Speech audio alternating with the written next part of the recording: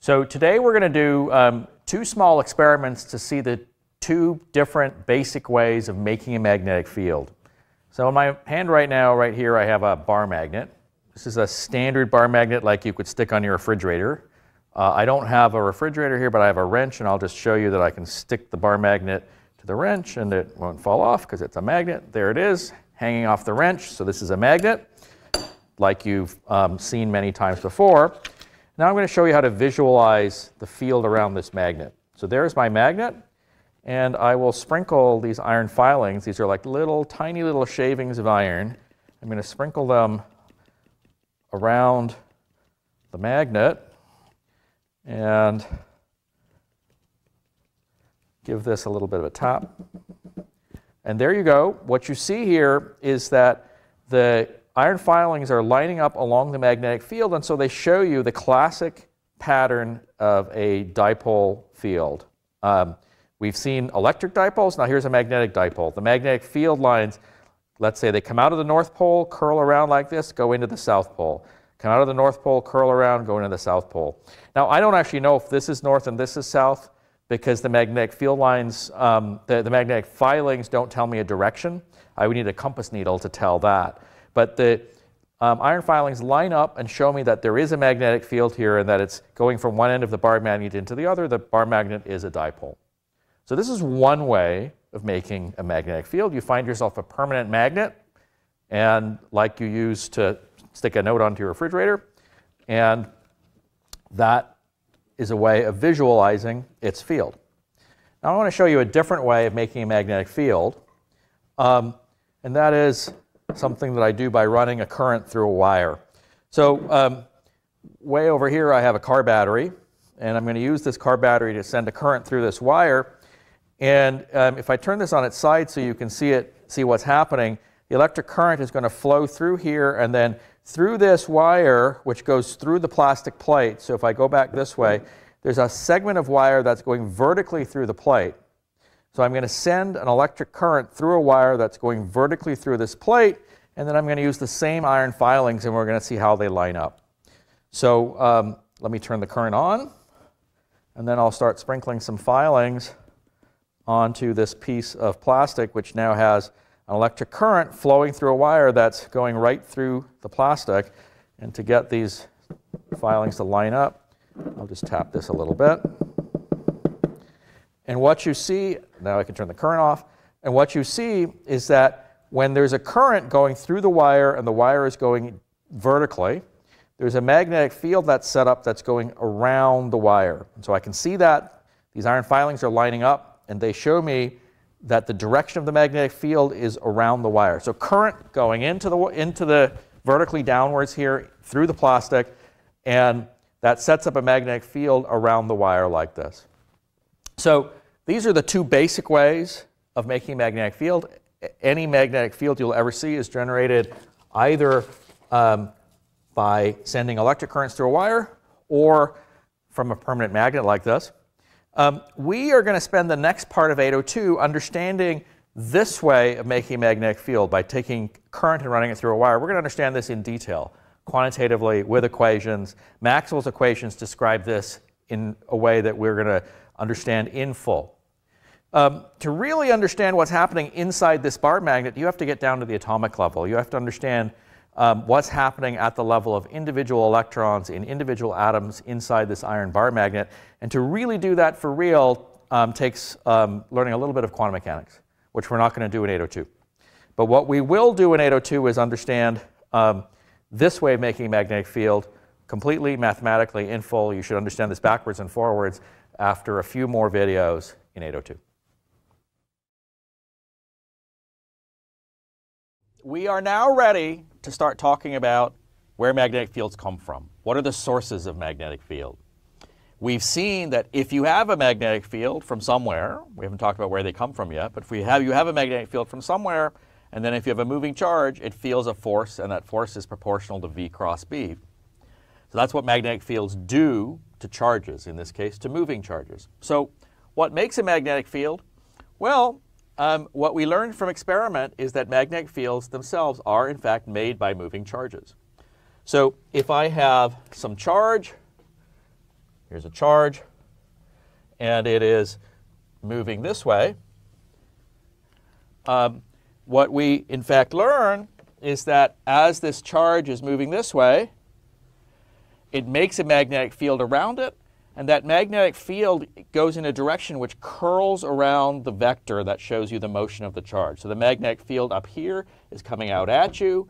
The magnetic field down here is coming towards me. The magnetic field curls around the charge. It's very different in direction than in the electric field case. Also, the strength of the magnetic field is not the same in all directions. The magnetic field, if the charge is moving like this, the magnetic field this distance away from it is stronger over here than if I go over there.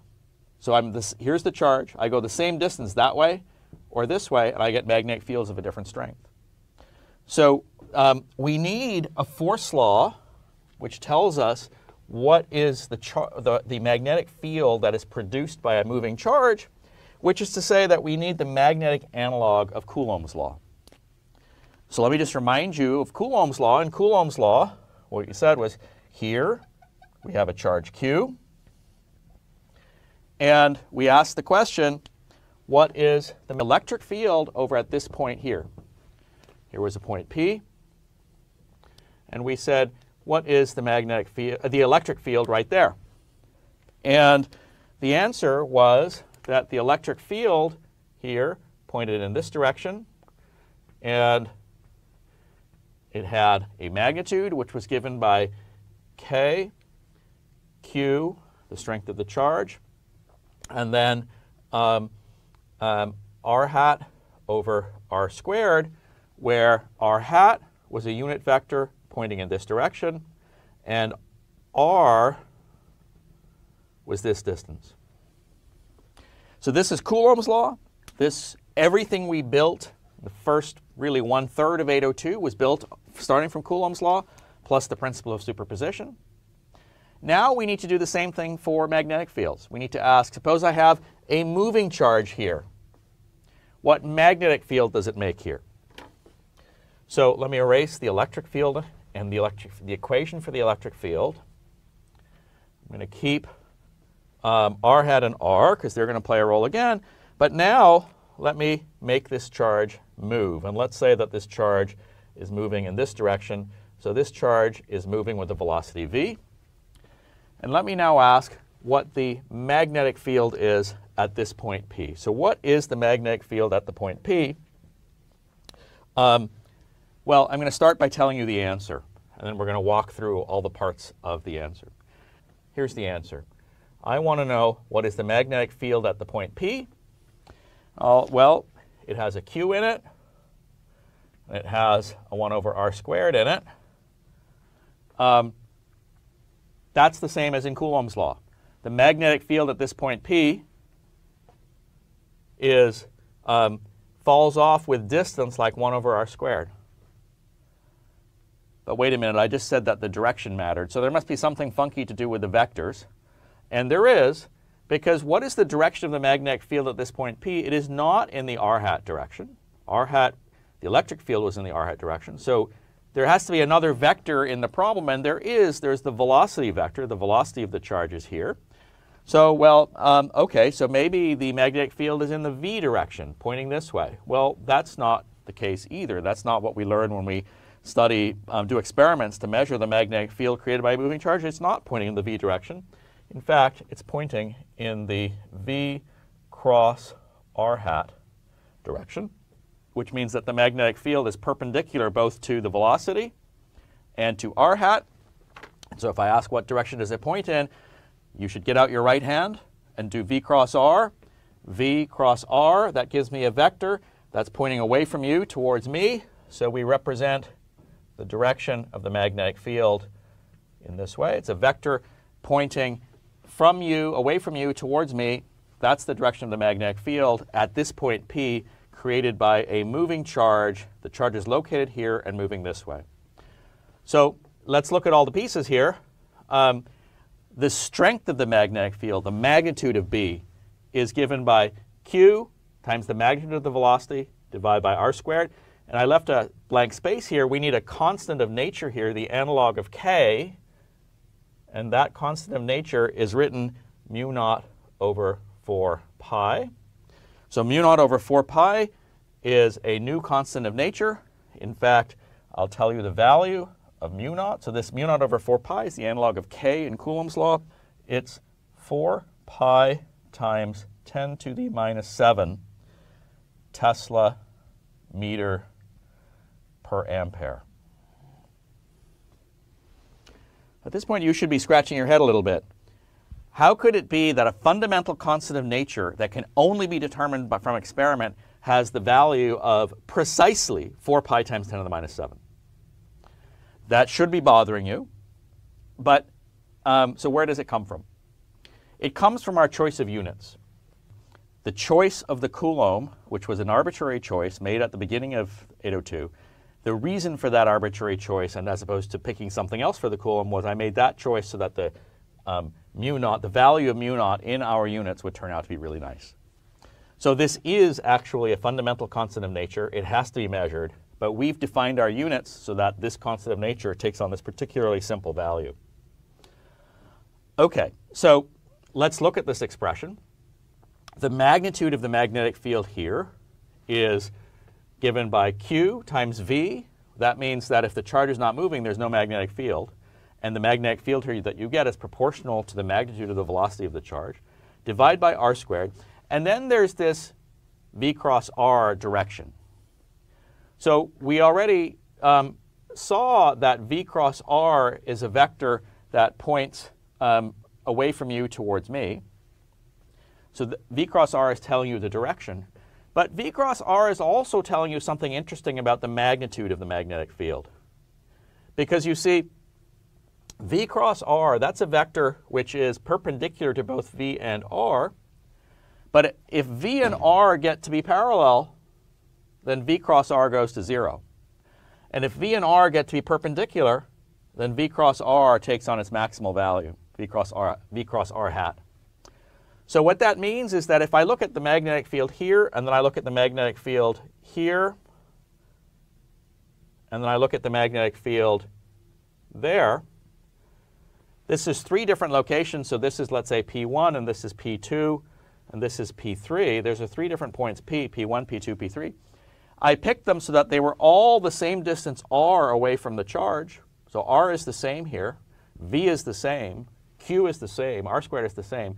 What's different is V cross r hat.